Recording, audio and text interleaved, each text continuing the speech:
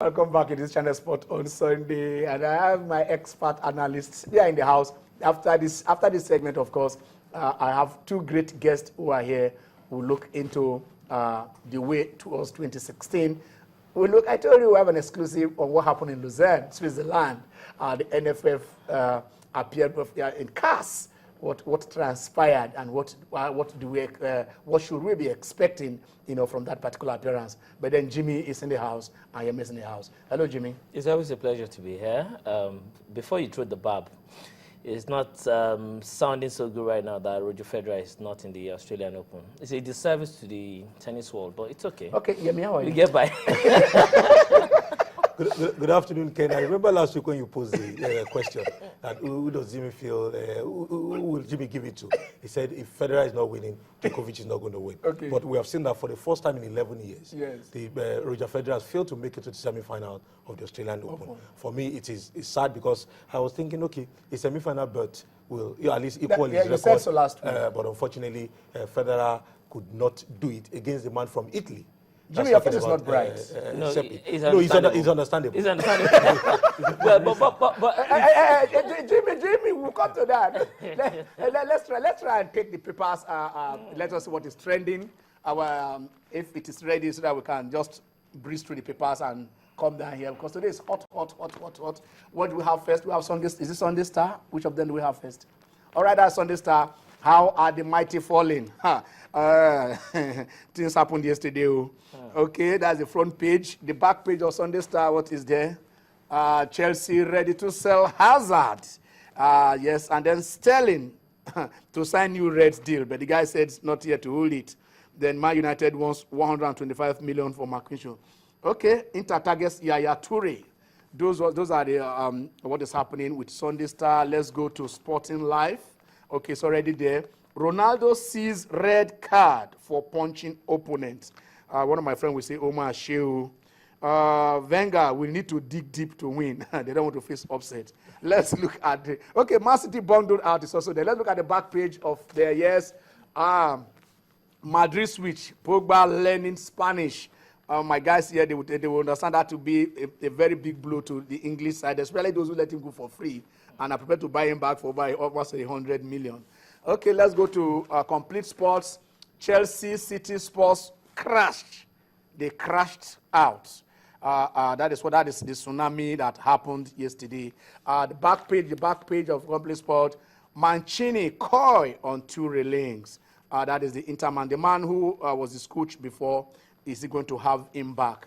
Okay, let's take the inside page of Vanguard newspaper, and then at the top corner there is a rider there.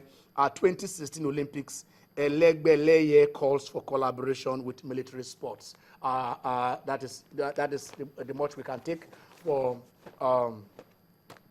the papers today. Jimmy, the tsunami yesterday, did it come as a surprise?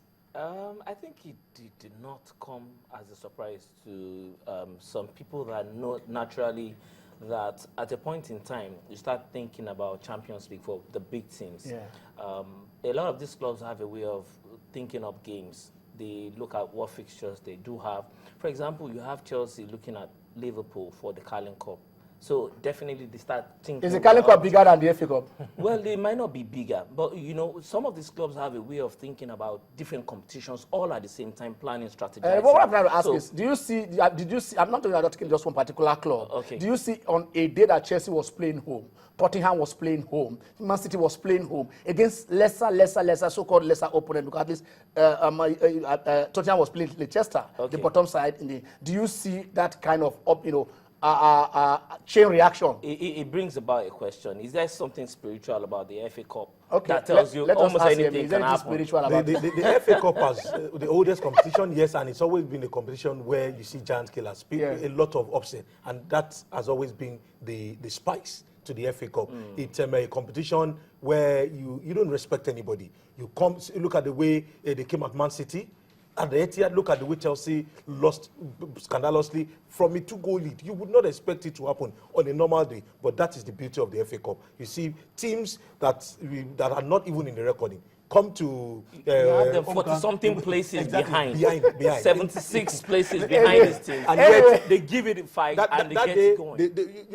they leave every team behind. Yeah. They play that particular They leave every game. complex Every behind. complex behind, exactly. They play that particular game, give it to you the way they know how to do it best, and they get the result. Okay, before then, it was Manchester United who went to Cambridge. Cambridge is actually trending in Nigeria, either for the good or the bad reasons. But then for those who are looking at it, so they went to Cambridge and they survived actually. Because there has to be a replay. They are rewriting WAEC. At Old Trafford.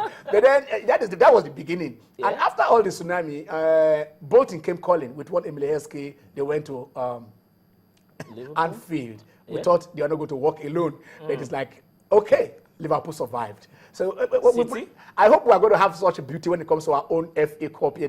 We know we changed the name to Confederation Cup or World Cup. It is, too many things. Let us spice it. The way these things are going, or that is this Cambridge Manchester United. Wow, that is the guy almost put it there in the net, and they forget those divey. If that thing has been on target, It will have been in. it's having right there on the other side. It sailed over. They took it down. They took it down to Manchester United. That's Falcao. So the question today will be, Arsenal is playing Brighton. Can Arsenal survive, at this tsunami? Has it ended? I think, you see, for me, Yes. the game today will be more of a psychological. Okay. Arsenal, they need to be mentally tough. Okay. But going by the fact that City, Chelsea, Tottenham have all been bundled out, and they saw that Manchester United and Liverpool only escaped to get a replay. So Arsenal has to be mentally tough. Otherwise, they'll be bundled out. Okay, I won't ask you guys this Elegbele question. My guest, when my guests come in, I'm going to ask them this collaboration with the military. There used to be a time where we have Obi Samapa, the soldier boy, Chioma Ajunwa, our first gold medal from the police. Bada, the Bada, the team that the list on the Bada, Yusuf and Nefiok, all of they went to Australia to bring us that gold. So I thought the military, our first ever international medal at the Commonwealth came from a major Emmanuel Ifajuna. So that is that is from the military. Julius Ayawa, the policeman, you remember him. Yeah. So do we the military should have the fittest of the fittest that we have in the society. So that should be, it's supposed to be a ground where we go to. Just go there to harvest athletes and go and represent and get the gold. But what is really happening? The DG is saying it is time for us to go back to that era where the crowning glory came from there. So when you join us, well, you know our Twitter handles, channels_sports at Ken Ochonogo. Will Arsenal survive? Do we go back to the military? Next week, which we'll do this thing. Next week, we'll look at the scorecard of President Jonathan in sports in the last 4 years. Don't start jumping there now. I'm giving you expo in advance so that you get there. But then let's go to Australia. One 19-year-old Australian is making the continent happy. Australia is not the country. Australia is a continent, and he will be 20 on the 27th of April or so, because I think he was born in 1995. Okay, those are the Australian scores. Jimmy, can you take us through that? Okay, for the game against Thomas Berdych, Thomas Berdych versus Bernard Tomic, we had them go for a 4-setter, 6-2, 7-6, 7-3, 6-2. Yeah. Kevin Anderson lost to Rafael Nadal in 3 straight sets, 5-7, 1-6, 4-6. Okay. That's the Then only Nick African. Kyrgios. Yeah. That's the only African. Actually, he's the South African. Yeah, this Kyrgios, Nick Kyrgios, the young man. That has to be the wonder boy right now. Yes. He lost. The first 2 sets. Yes, Andre Seppi lost to him 5-7, 4-6.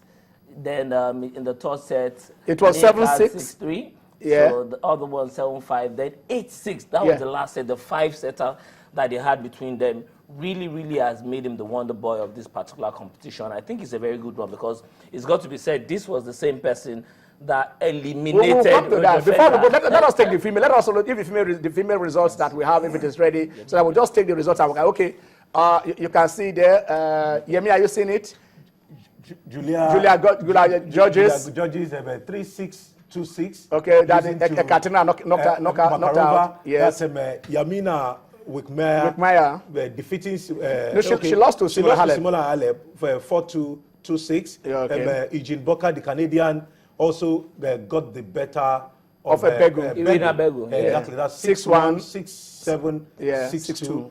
Then Maria Sharapova hammered at 6-3, 6-0. Tiebreak wasn't a double bargain. Sharapova is really having a good run of form. Okay, now those are the results you are having. Before then, Jimmy talked to us and said, maybe the enemy of my enemy is my friend. So as they are celebrating Nick Kyrgios right in Australia, Jimmy is also celebrating him. Because, Yemi, I won't ask Jimmy this. It was Seppi that sent Federer that dumped him out. I dumped him out. Unseeded Seppi. Yeah. Nobody gave him that particular chance. Nobody felt, at least, we were thinking Federer would make it to the semi-finals. Yeah. But when I heard the news, I saw it first on your Twitter, and I was, what's happening? You know, you tweeted, and you said, breaking news. Yeah. And I said, what's Ken up to? Almost like it was a tragedy. It has to be a tragedy for the tennis world. It is, really. But now the Australian boy, the home boy, has, Nick, has done it for Steven, for Jimmy, knocking out the Italian. At least now, Jimmy is happy that somebody has avenged. Okay, for Jimmy, we've seen. I know you said if Federer does not win it. Now Federer has not won it. Exactly. What is his name? Djokovic will not win it. Do you still stand by that? I still believe that Djokovic might not win. Okay, might not win. I love that. But there's something about the trend. Change. There's a trend to how Djokovic does win. If you look at the way he won in 2011 and 2012 or thereabouts, he has a way of dominating in the first week. The first 3 rounds, he has a way of dominating. It conserves enough energy.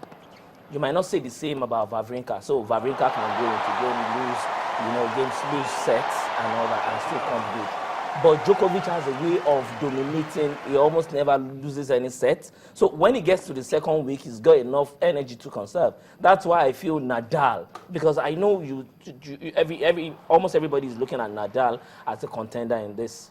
Yeah, but Nadal is coming in half fit. He's coming in half fit. But it's coming too well. He's coming in half fit. But a lot of people will ask. Okay, so what you are seeing, what you just saw there was, I wish we could see that again if possible, was a proposal. You know, while the Djokovic match was going on against Verdasco, a young man proposed to his heartthrob there if she will marry him. And she said, I do. She said yes. And Djokovic, you saw Djokovic applauding that yet to be consumed. And after this game too, the fans have helped Djoko to sing happy birthday to his mom.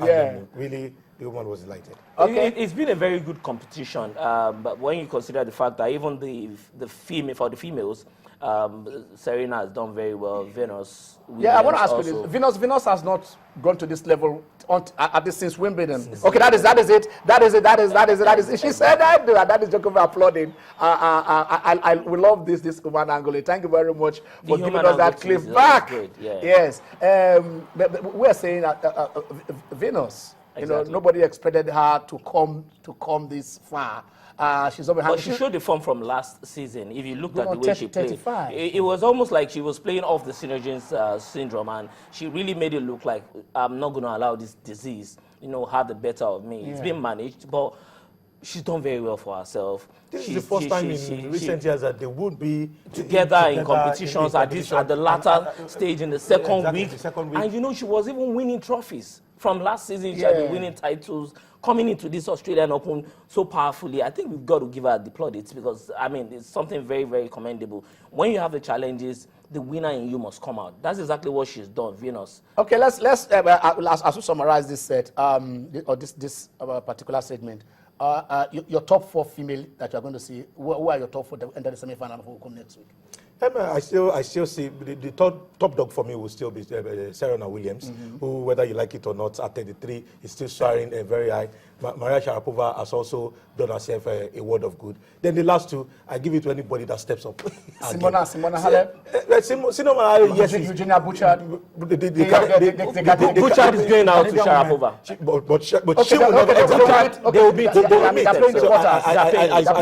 I see her at a bus stop coming. But she will race with attitude. And the Murray defeated. No doubt about it. Sharapova has always been a childhood idol. It's been completed. Wow. Been completed. So Nadal is already in the quarterfinals. The game between He's ended already. He's ended already. Okay, that Jimmy, I just given us that scoop now that yes, that Murray has avenged that defeat at Wimbledon, at his background. Okay, gentlemen, it's a pleasure having you around. The pleasure is ours. Jimmy, It's always a pleasure to be here. hear me? My pleasure. All right, we'll take a break, and when we do come back, yes, I have the Olympian and the journalist I call Kurusi, the journalist that was actually banned by the Megiri-led FA, Olajide Fashiko. He's in the house, and I tell you, it's going to be hot, hot, hot. China Sport on Sunday, you have nowhere to go.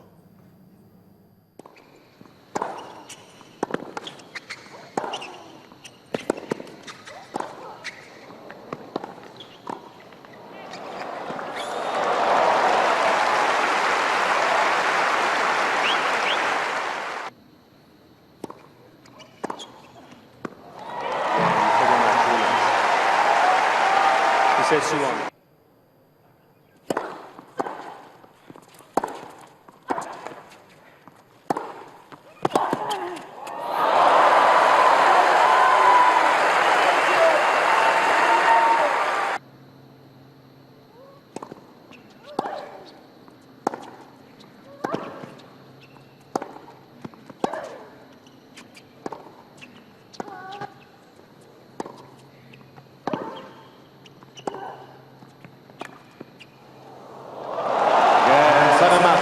Radwanska. 2 sets to love.